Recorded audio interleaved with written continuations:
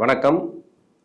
Tamil astro life சேனலை subscriber பண்ண அனைத்து நல் உள்ளங்களுக்கும் என்னுடைய மனமார்ந்த நன்றிகள். குரு அதிசார பயிற்சி தன்னுடைய நட்பு வீடாக சொல்லக்கூடிய உச்ச வீடாக சொல்லக்கூடிய கடகராசிக்கு அதிசாரமாக பயிற்சியாகி அங்கே வக்ரமாகி திரும்பவும் மிதுன ராசிக்கு வருகிறார். 12 ராசிகளுக்கும் அதில் உள்ள 27 நட்சத்திரங்களுக்கும் உடைபட்ட நட்சத்திரங்களோடு சேர்த்து 36 நட்சத்திரங்களுக்கும் தசாபுத்தி பலன்களாக கணித்திருக்கிறேன். உங்களுக்கு என்ன தசை நடக்குது அப்படிங்கிறத கமெண்ட் செக்ஷனில் எனக்கு பதிவு பண்ணுங்க. தனுசு ராசி போராடம் நட்சத்திரம், இது சுக்கிரனோட நட்சத்திரம். தசா காலங்கள் 20 வருடம். என்னோட கணக்குப்படி சென்ற பகுதியில் 10 வருடம் நான் எடுத்துக்கிறேன். உங்கள் சுய ஜாதகத்தில் என்ன தசா புத்தி இருப்பு இருக்கோ அதை நீங்கள் கணக்கில் வச்சிங்க. ஒரு சில பேருக்கு 18 வருடங்கள் கூட தசாபுத்தி இருப்பு இருக்கலாம், 14 வருடம் இருக்கலாம், 4 வருடங்கள் தசாபுத்தி இருப்புகள் இருக்கலாம், 6 வருடங்கள் கூட இருக்கலாம். உங்கள் சுய ஜாதக தசாபுத்தி இருப்பை பொறுத்து நான் சொல்றது சென்டர் பகுதியிலேயே எடுக்கிறேன்னாக்கா அப்பதான் முன்ன பின்ன ஒரு 5 வருஷம் முன்ன பின்ன இருக்கிறவங்களுக்கு கூட ஈஸியா புரியும். அப்படின்றதுனால 10 வயசு வரைக்கும் சுக்கிர தசை நடப்புல வந்தால் பிறகு 6 வருடங்கள் சூரிய தசை, 10 + 6 16, 16 வயசுக்கு பிறகு 10 வருடங்கள் சந்திர தசை, 16 + 10 26. ஒரு சில பேருக்கு 30 வயசு வரைக்கும் கூட சந்திர தசை நடப்புல வரலாம். ஒரு சில பேருக்கு 20 21 கூட அந்த சந்திர தசை அப்படிங்கிறது முடிவுக்கு வரலாம். படிக்கிற காலகட்டத்தில் மட்டும் நான் பொதுவாகவே சொல்லுவேன், எப்பவுமே எந்த தசை நடந்தாலும் சரி அதுக்கு தசைக்கு அந்த அளவுக்கு பிரச்சனைகளை கொடுக்காது. ஏன்னா இளம் வயது காலகட்டத்தில் வர தசை ஹார்மோன்கள்லாம் சேஞ்சஸ் ஆகும்போது, அதாவது 16 வயசுலேருந்து 20 22 வயசு வரைக்கும் இது எப்படி இருக்கும் அப்படின்னாக்கா, ரொம்ப அவயோக தசைகள் நடந்தால் மட்டும்தான் இந்த சொல் பேச்சு கேட்காம இருக்கிறதெல்லாம் அது மாதிரி நடக்கும். பெற்றோர்களுக்கு கெட்ட பெயர் எடுத்து கொடுக்கறதெல்லாம் அது மாதிரி எல்லாம் இருக்கும். மற்றபடி அவயோக தசை அப்படி இல்லைன்னா புத்தி நடத்தக்கூடிய கிரகங்கள் மறைவு ஸ்தானத்துல இருந்துச்சுன்னா, அதாவது இப்ப சூரிய தசை நடக்குது, இப்ப புத்தி நடத்தக்கூடிய கிரகம் சூரியனுக்கு மறைவு ஸ்தானத்துல இருந்துச்சுன்னா படிப்பு கொஞ்சம் டல்லாகும், அவ்வளவுதான்.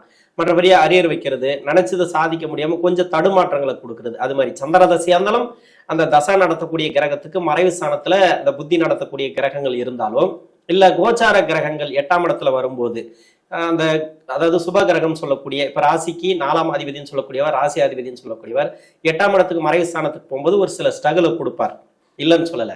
ஆனா தசை வலுவா இருந்தா இந்த குருவோடைய பயிற்சி அப்படிங்கிறது 8ஆம் இடத்துக்கு போனா கூட உங்களுக்கு பாதிப்புகளை கொடுக்காது. 8ஆம் இடத்துல ஒரு 20 21 நாள் இருந்து அங்க வக்ரமாகி திரும்ப 7ஆம் இடத்துக்கு வந்துருவார். கிட்டத்தட்ட இன்னொரு 6 மாசம் இருக்குன்னு வச்சிங்களா. 6 மாசத்துக்கு அப்புறம் தான் அடுத்த பயிற்சி வரும்.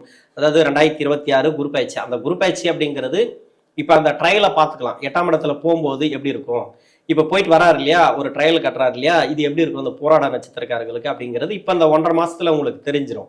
இப்ப எப்படி இருக்கோ அப்படிதான் எடுத்துக்கணும். அடுத்த வருஷம் நீங்க எப்படிதான் இருக்கும் நமக்கு அந்த குருவுடைய பயிற்சி அப்படிங்கிறது. ஆனா அதுக்கு தசைங்கிறது வேற, புத்தி நடத்தக்கூடிய கிரகம் அப்படிங்கிறது வேற. கொஞ்சம் மாறி இருக்கலாம் இல்லையா, எல்லாத்துக்குமே ஒரு மாறுதல் இருக்கு. ஏன்னா நாள் பை நாள் மாறிட்டே வருதுதான். ஒரு சில கிரகங்கள் புத்தி நடத்தக்கூடிய கிரகங்கள் இல்ல தசா நடத்தக்கூடிய கிரகங்கள் இதெல்லாம் மாறிச்சுனாக்கா உங்களுக்கு நேரம் மாறும்போது ஒரு நல்ல விஷயங்கள் அதிகமா நடக்கலாம். அதனால இந்த தசை அப்படிங்கிறது இது படிக்கிற காலகட்டத்துல பெருசா கெடுபலன்களை கொடுக்காது. இப்ப படிப்பெல்லாம் முடிச்சுட்டு வேலை தேடுறீங்கன்னு வச்சுக்கலாம், அந்த வேலை வாய்ப்பு உங்களுக்கு சிறப்பா இருக்கும். சந்திர தசையில இருக்கிறவங்க, என்னோட கணக்குப்படி இப்ப சந்திர தசையில இருக்கிறவங்க வேலை எல்லாம் உங்களுக்கு சிறப்பா இருக்கும். வேலையில நல்ல ஒரு மாற்றம். இந்த ராசிக்கு அஷ்டமாதிபதி தசை தான் இல்லைன்னு சொல்ல, போராடம் நட்சத்திரத்துல அதாவது சுக்கிரனோட நட்சத்திரத்துல இருந்து தசை பண்ணக்கூடிய இந்த சந்திர பகவான், அந்த நட்சத்திராதிபதி எப்படி இருந்தாலும் அந்த நட்சத்திராதிபதி அப்படிங்கிறது இந்த ராசிக்கு 6 கூடையவன். தொழில் செய்யறவங்க மட்டும் கொஞ்சம் கவனமா இருக்கணும். மற்றபடி வேலையில இருக்கிறவங்களுக்கு பாதிப்பு கிடையாது. வேலையில பரவாயில்ல, ப்ரொமோஷன்லாம் கேட்டிருந்தா கொஞ்சம் தடை தாமதங்களோட கிடைக்கும். கொஞ்சம் அனலைஸ் பண்ணி அந்த ப்ரொமோஷன்லாம் கிடைக்கும் இந்த சந்திர தசையில. இப்ப வேலை தேடுறீங்க அப்படின்னாக்கா ரொம்ப நாளா வேலை தேடிட்டு இருக்கீங்கன்னா வேலை கிடைக்கும். இப்ப திடீர்னு கூட ஒரு சில பேருக்கு 8ஆம் இடத்துல குரு பயிற்சி ஆகும்போது வேலை ரீதியா நல்ல ஒரு மாற்றத்தை கொடுக்கலாம் குருவுடைய பயிற்சி அப்படிங்கிறது. 26 வயசுக்கு மேல 33 வயசு வரைக்கும் செவ்வாய் தசை. செவ்வாய் ராசிக்கு 5ஆம் அதிபதினு சொல்லக்கூடியவர், விரையாதிபதினு சொல்லக்கூடியவர். இந்த ராசிக்கு நல்ல ஒரு முன்னேற்றங்களை கொடுக்கக்கூடிய தசை எதுனாக்கா பூர்வ புண்ணிய ஸ்தானாதிபதி தசை. அதே மாதிரி பாக்கியஸ்தானாதிபதி தசை அது சூரிய தசை, அது போயிடுச்சு. இப்ப செவ்வாய் தசை அப்படின்னாக்கா இதுல உங்க சுய ஜாதகத்துல நீசமா இருக்குது அப்படின்னா மட்டும் நீங்க பயப்படணும். மற்றபடி வேற ஒண்ணும் கிடையாது. எங்க இருந்தாலும் சரி நல்லாவே இருக்கும். தொழில் பண்றவங்களுக்கு நல்லாவே இருக்கும், வேலை வாய்ப்புல இருக்கிறவங்களுக்கு நல்லாவே இருக்கும். நீசமா இருந்துச்சுன்னா கொஞ்சம் நீங்க கஷ்டப்படுற மாதிரி வரும். எதுல கஷ்டப்படுற மாதிரி வரும் அப்படின்னாக்கா பண விஷயத்துல கொஞ்சம் கஷ்டப்படுவீங்க, தடுமாற்றங்கள் பொருளாதார ரீதியா. ஏன்னா ராசியாதிபதி 4 கூடையவன். இன்னொன்னு வேலையில இருக்கிறவங்க வேலையில கொஞ்சம் தடுமாற்றங்களை கொடுக்கும். ப்ரெஷரு, வேலை ரீதியா மேலதிகாரிகளோட தொந்தரவு, இது மாதிரி கூட இருக்கிறவங்க கூட என்னைக்கா ஒரு நாள் லீவ் போட்டாங்கன்னு வச்சுங்களேன், மொத்த வேலையை நீங்க செய்யற மாதிரி ஆயிடும். இது மாதிரி எதுக்கடா அந்த வேலைக்கு வந்தோம் அப்படின்ற மாதிரி எல்லாம் ஒரு மன அழுத்தத்தை கொடுத்துரும் வேலையில இருக்கிறவங்களுக்கு. தொழில இருக்கிறவங்க கொஞ்சம் உஷாரா இருக்கணும். அதாவது செவ்வாய் பகவான் நீசமா இருக்கிறவங்க மட்டும் ராகு கேதுவோட சேர்ந்தவங்களே கணக்கில் எடுத்துக்கலாம். இது மாதிரி இருந்துச்சுன்னா நீங்க தொழில இருக்கும்போது கொஞ்சம் பண விஷயத்துல கொஞ்சம் கவனமா இருங்க, குடுக்கல் வாங்கல கொஞ்சம் கவனமா இருங்க. நெகட்டிவா சொல்றேன்னு நினைக்காதீங்க. உங்களுக்கு வந்து அதை கொடுக்கும் இது கொடுக்கும் அப்படின்னு சொல்லிட்டு ஏதோ ஒன்று போயிடலாம் நம்ம. ஆனா தசா ரீதியா இது மாதிரியான இடங்கள்ல இருந்தா ப்ராப்ளத்தை கொடுக்கும். அதனால இவர் நெகட்டிவா சொல்றாரு அப்படின்ட்டு நீங்க தயவு செஞ்சு என்னை தப்பா எடுத்துக்க வேண்டாம்.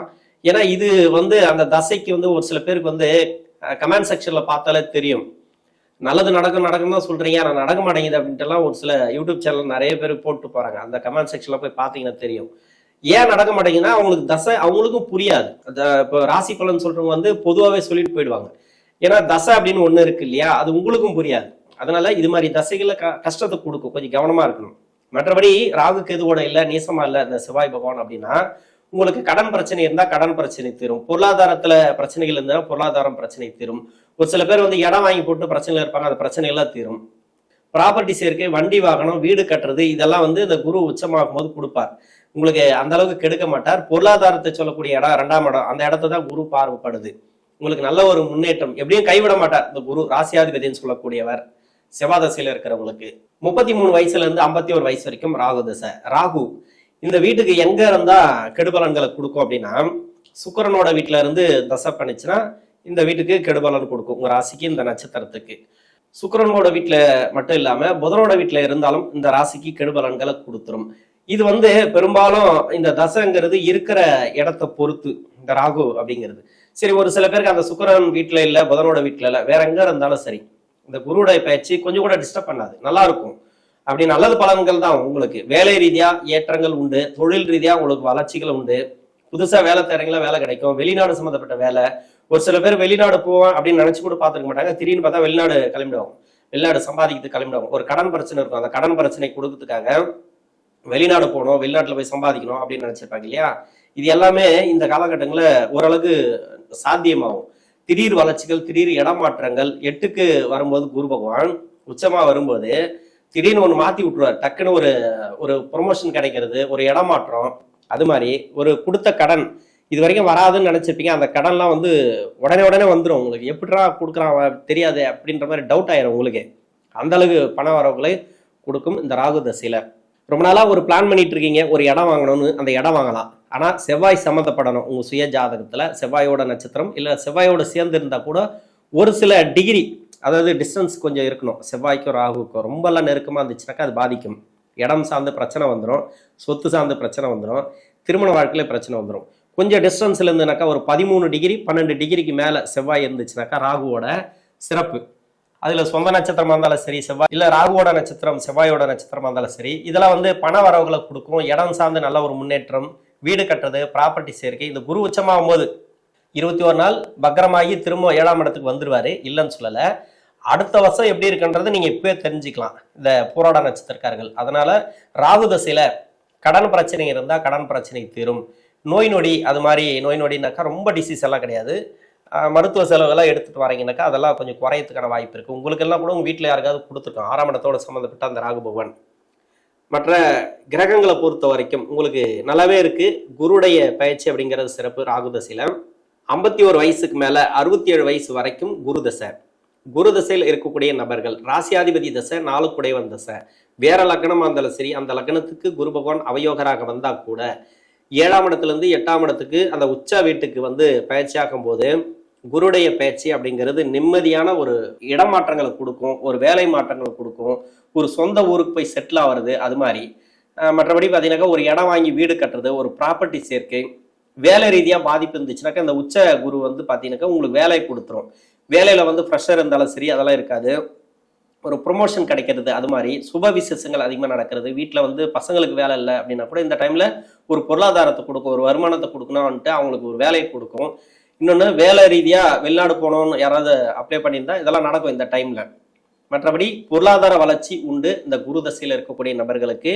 இப்போ 8ஆம் இடத்துல உச்ச வீடு அப்படிங்கிறதுனால அது மறைவு ஸ்தானம் தான், இல்லைன்னு சொல்லலை.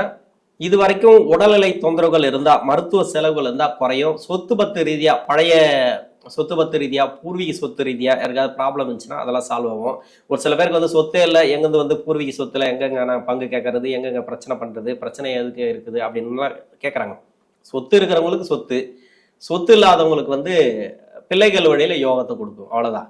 ஏன்னா பூர்வ புனிஸ்தானம் அப்படிங்கிறது பூர்வீக வளர்ச்சி அப்படின்னா அந்த இது குலதெய்வ அனுசரிக்கிறது, மூதாதையர்கள் எல்லாமே அதில் தான் வந்துடுவாங்க. பூர்வீக சொத்து, அவங்க சம்பாதிச்ச சொத்து, தாத்தா பாட்டி அந்த வழியில இருக்கக்கூடிய சொத்துக்கள். மற்றபடி அவங்களோட வாரிசுகள் நம்மளுடைய வாரிசுகள் நம்மளுடைய வாரிசுன்னு இருக்கு இல்லையா, அது மாதிரி அந்த 5ஆம் இடம் சம்பந்தப்பட்டது. 5ஆம் இடம் சம்பந்தப்பட்டதுனாக்கா இந்த குரு பகவான் 5ஆம் அதிபதியோட சேர்ந்து இருக்கிறது, இந்த ராசிக்கு இல்லை உங்க லக்னத்துக்கு அது மாதிரி அந்த நட்சத்திரம் ஏறி இருக்கிறது, அது மாதிரி எதனா இருந்துச்சுன்னா உங்களுக்கு நல்ல ஒரு முன்னேற்றங்கள் இந்த டைம்ல உண்டு. இடம் சார்ந்த முன்னேற்றங்கள், இடத்துல வந்து நல்ல ஒரு லாபத்தை கொடுக்கும். ரியல் எஸ்டேட் பண்றவங்களுக்கெல்லாம் நல்ல ஒரு லாபத்தை கொடுக்கும். ஆனா 8ஆம் இடத்துல குரு மறையும் போது பண விஷயத்துல கொஞ்சம் கவனமா இருக்கணும். உங்களை ஈஸியா ஏமாத்தலாம். குரு தசையா இருந்தாலும் சரி, ராகு தசையா இருந்தாலும் சரி, செவ்வாய் தசையா இருந்தாலும் சரி, பொதுவா சொல்லிடலாத. 8ல குரு மறையும் போது யாராவது வந்தாங்க பணத்தை கொடுத்து ஏமாந்துட்டுங்க, எப்படிங்க கொடுத்தீங்க அப்படின்னாக்கா, அவன் காலில் விழுந்தாங்க அப்படின்றவங்க. நான் என்னை நீ தான் காப்பாற்றணும்னு காலில் விழுந்தான், எனக்கு நீ தான் கடவுள்னு காலில் விழுந்தான், சரி என்ன பண்ணுறது, இருக்கிற பணத்தை உதவி பண்ணும் அப்படின்ட்டு கொடுத்துட்டேன்.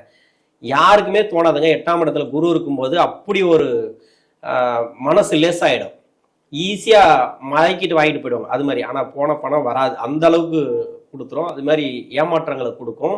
அதனால பண விஷயத்துல மட்டும் கொஞ்சம் கவனமா இருங்க. வார்த்தைகளில் கொஞ்சம் கவனம் தேவை. 8ல மறைஞ்சு 2ஆம் இடத்தை குரு பார்க்கறாருன்னா வார்த்தைகளில் கொஞ்சம் கவனம் தேவை. நீங்க வேலை செய்யற இடமா இருந்தாலும் சரி, தொழில் செய்யற இடமா இருந்தாலும் சரி, கணவன் மனைவிக்குள்ள சரி, குடும்ப வாழ்க்கையில சரி, வார்த்தைகள்ல ரொம்ப ரொம்ப கவனமா இருக்கணும் இந்த டைம். அதனால் குரு பயிற்சியானது ஒரு நல்ல யோகத்தை தான் கொடுக்கும். உங்களுடைய கையில இருக்கு அந்த தசை எப்படி பயன்படுத்திக்கிறோம் அப்படின்றது. 67 வயசுல இருந்து 86 வயசு வரைக்கும் சனி தசை.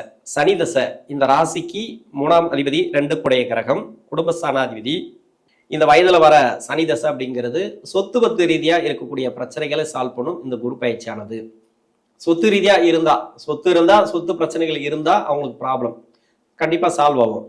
இல்லைன்னா அந்த சொத்து பிரிக்கக்கூடிய சூழ்நிலைகள் அது மாதிரி ஏதோ ஒன்று ரொம்ப நாளா பிளான் பண்ணிருப்பீங்க, அதெல்லாம் நடக்கும். வீடு கட்டுறது, ப்ராப்பர்ட்டி ரீதியா நல்ல யோகத்தை கொடுக்கும்.